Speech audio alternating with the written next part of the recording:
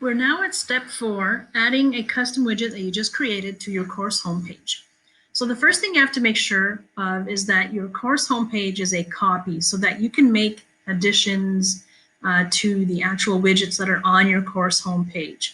By default, this is a static copy and you can't make any changes. You can't add or delete widgets from here. So you have to scroll down, click on the ellipses here, and you're going to go to Manage Home Pages and find which one is the active one.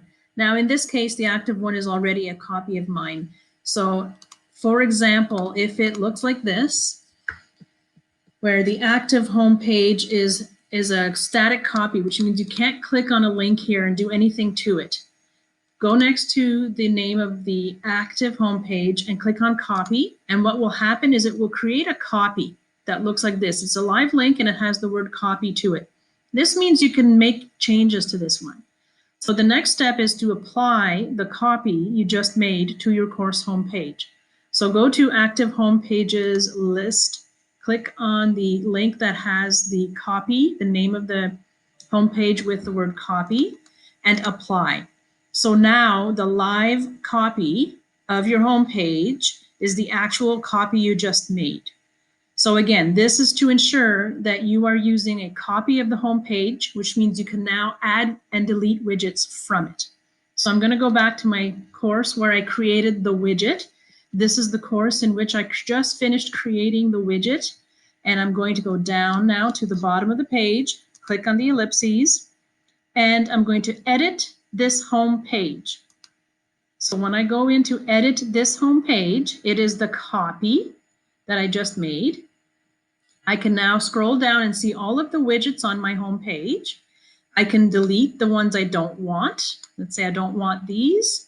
And I can add widgets, including custom widgets that you just created. So since I know that my widget only has two icons in the table, I wouldn't put it in the longer side because it will be a lot of wasted space. But for longer widgets, this side is probably best.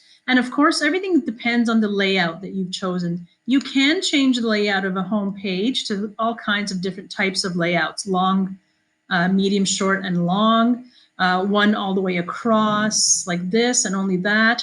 This is the typical basic one. So you can change the layout if you wanted to. But I'm going to leave it as is. I'm going to go into Add Widgets, and I'm going to click on the Custom Widget because that's where my grade 4 resources is. Here it is. I'm going to click on this one and add. My grade 4 resources custom widget I just built is now here, and I save and close. So now I can see on my course homepage that I've made a copy of.